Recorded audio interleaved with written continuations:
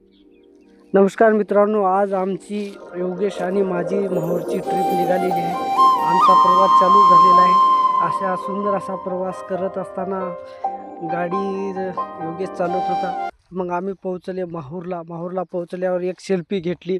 योगेशनं म्हणे सेल्फी घ्या, नसता व्हिडिओ घ्या. चला म्हणे आपण जाऊत आता लवकर माहूरला. मग माहूरलाच निघाले. थोडासा व्हिडिओ काढून घेतला आणि माहूरला निघाले. माहूरपाशी एक सेल्फी घेतली. मग गाणं म्हणत असं मध्ये प्रवास निघाला माहूरच्या दिशेने, रेणुका आईच्या दिशेने. मी म्हटलं नंतर अगोदर आपण घेऊता दत्त मंदिराचं दर्शन. मग दत्त मंदिराकडे आम्ही जोरजोरात गाडीमध्ये निघाले. इकडल्या तिकडल्या गोष्टी चालू झाल्या, कामाविषयी इतर मात्र गोष्टी चालू झाल्या.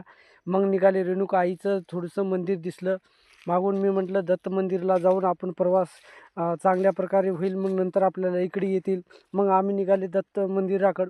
दत्त मंदिराकडे निघाले असल्या किल्ल्या योगेश हे पहिली बार आल्यामुळे त्यांना थोडीशी माहिती नव्हती, म्हणून मी इकडल्या तिकडली माहिती देऊ लागलो.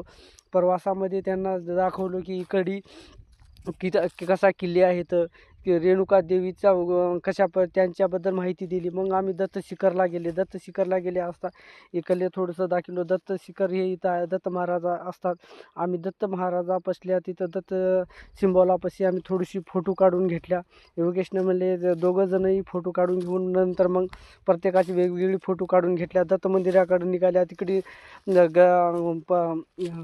कोणताही पौर्णिमा नसल्यामुळे दत्त शिखरापाशी गर्दी नव्हती.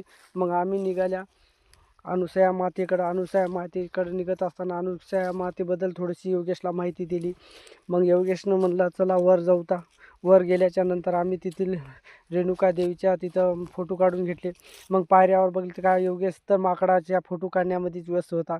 मी म्हणलो माकडानं मोबाईल घेऊन गेला ना, म्हणलो उद्या हप्त्यावर मोबाईल घ्यावा लागेल. म्हणलो चला, म्हणलो पटपट दर्शन घेऊता. नंतर मग बोलता बाया मात्र येत होत्या. वजन वाढल्यामुळे त्याला पायऱ्या चढणं होत नव्हत्या. मी म्हणलो चला वजन कमी करून घ्या, चला म्हणलो पटपट पायऱ्या हे खूप होत्या, त्यामुळं बाया हळूहळू जाऊ लागल्या. म्हणलो योगेशराव चला, म्हणलं आपल्याला देवीचं दर्शन घेऊन घरला जायचं. मग देवीचं दर्शन दर्शन घेतल्याच्या नंतर मग तिकडलं सुंदर असं ठिकाण दिसू लागलं. वानेरासोबत फोटो काढून घेतल्या. नंतर मग तिकडे वातावरण चांगलं दिसल्यामुळे मी म्हटलं चला फोटो तर काढल्या, पण वरी बी आपण जाऊन बेस्ट हे करूता म्हटलं. दोघांनी 2-2 सेल्फ्या काढून निघाल्या. मग योगेशराव तर आपल्या माकडासोबतच फोटो काढतो म्हणलं चला काढा बा, म्हणलं माकडासोबत फोटो. मी मात्र इकडले माकड बघा म्हणलं, इथं उड्या मारायला. शाळेची ट्रिप आली होती, शाळेची ट्रिप बी पाहिले. मी म्हणलो चला, म्हणलो आपण जाऊत आता. तिथं कोरी भीमुनिका म्हणून जलकुंड आहे. जलकुंडावर जात असताना योगेशराव म्हणलो चला पटपट चला म्हणलो आले. मी म्हणलो चला थांबा, म्हणलो मलाही माझाही थोडासा व्हिडिओ घ्या म्हटलं.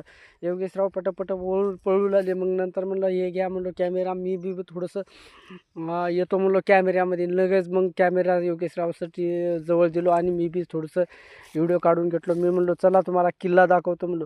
किल्ला पाहायचा असलं तर प्राचीन काळातला किल्ला असल्यामुळे तिथं खूप भरपूर असं पाहण्यासारखं होतं. त्यांना किल्ला पाहायचं होतं, पण मी म्हणलो वेळ नाही, म्हणलो किल्ला पाहू नका, म्हणलो इथं पहा म्हणलो. आज आपल्याला 10 किलोचा गोटा उचलत नाही. पूर्वीच्या काळी बघा 5-5 क्विंटलची दगडं कशी उचलली असतील. आजचं आपल्या हायब्रिडचं खाण्यामुळं आपल्याला आज काही एक 10 किलो उचलत नाही. बघा पूर्वीचे गोटे कसे रचले असतील. पूर्वी रस्ता नव्हता, क्रेन नव्हता, कोणत्याच प्रकारचे काहीच नसतानासुद्धा खरंच मानावं लागेल पूर्वीच्या माणसांना. एवढाले मोठे गोटे, एवढा मोठा पुरा किल्ला बांधलेला होता. परंतु आज आम्हाला त्या किल्ल्याकडे पाहून कुतूहल मात्र वाटू लागले. इथून पाहिलं असता रोड एवढीशी दिसू लागली होती. अशा जागी एवढाले 10-10 क्विंटलचे गोटे कसे आणले असतील. खरंच एक विचार करण्याची बाब आहे. आपल्या पूर्वजाचा विचार केला असता आपल्याला खरंच आश्चर्य वाटते. खरंच आपले पूर्वज एवढे ताकदवर होते. आज आपल्याला 5 किलोचा वजन उचलत नाही किंवा आपल्याला स्वतःवर येताना धाप लागते. पण पूर्वी एवढे गोटे कोणत्याच प्रकारच्या सुविधा नव्हत्या. इथं पाहिलं तर काय निसर्गाचा एक चमत्कार.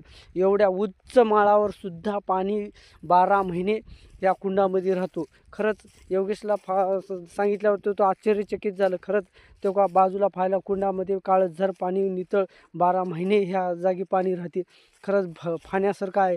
एवढ्या उच्च टेकड्यावर सुद्धा पाण्याचा स्रोत असते, हे आपल्याला पाहून तर आश्चर्य वाटलं. आणि योगेश म्हणला पुन्हा बी इथं येऊता. तिथं दत्तात्रेयचं मंदिर होतं. दत्तात्रेयच्या मंदिराचं दर्शन घेतल्यानंतर आम्ही मग पाहिले थोडंसं, चला म्हणे खाली जाऊ. मग खाली गेल्याच्यानंतर खरंच पाणी एक अतिशय शुद्ध आणि पिण्यासारखं होतं. इथं सर्वजण वापरत होते. हे किल्ला पहा, इथून आपल्या खाली माणसाला फाता येते, पण खालच्या माणसाला वर फाता येत नाही. हे मारण्यासाठी बंदूक ते ठेवण्यासाठी, खालच्या माणसाचं फाण्यासाठी. खरंच योगेश हे पाहून तर आश्चर्यचकित झालं. असाही किल्ले असू शकतात का? खरंच जिकडे पडझड झाली होती, पण आजसुद्धा ते की हजारो वर्षाचा किल्लासुद्धा आजसुद्धा साक्ष देत होता. खरंच हे पाहून, बांधकाम पाहून, आज आपलं सिमेंटचं बांधकाम आपलं 50, 20, 30 वर्षामध्ये खराब होते.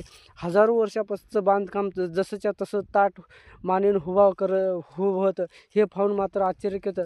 हे याच्यामध्ये सिमेंट वापरलं का म्हणून योगेश तर मी म्हणलो सिमेंट वापरलं नाही, तर याच्यामध्ये वापरलेलं आहे चुना. आणि तर एक माणूस हा 5-6 जण एका गाडीवर जात होते. आम्ही मग म्हटलं चला दीदीला आमच्या जवळ द्या, आम्ही घेतो. हा माणूस फर्र 5 जणाला घेऊन गाडीवर जात होता. खरंच या माणसाचं आश्चर्य वाटलं. त्याला म्हटलं आम्ही गाडीवर तुमची एक मुलगी द्या म्हणले आमच्याजवळ. आम्ही घेतल्या. मग त्यानं आम्हाला जेवायला नेलं. मग जेवायला गेल्याच्या नंतर आम्ही तिथं आमचे बुटं वगैरे सोडल्या. त्या माणसाला म्हणले असं 5-5 जणं बसू नका. मग आम्ही जेवणाच्या गृहात गेले. मग ताट घेतले आणि जेवायला लागले. अशा प्रकारे आमचा प्रवास माहूरचा सुखात आणि चांगला झालेला आहे.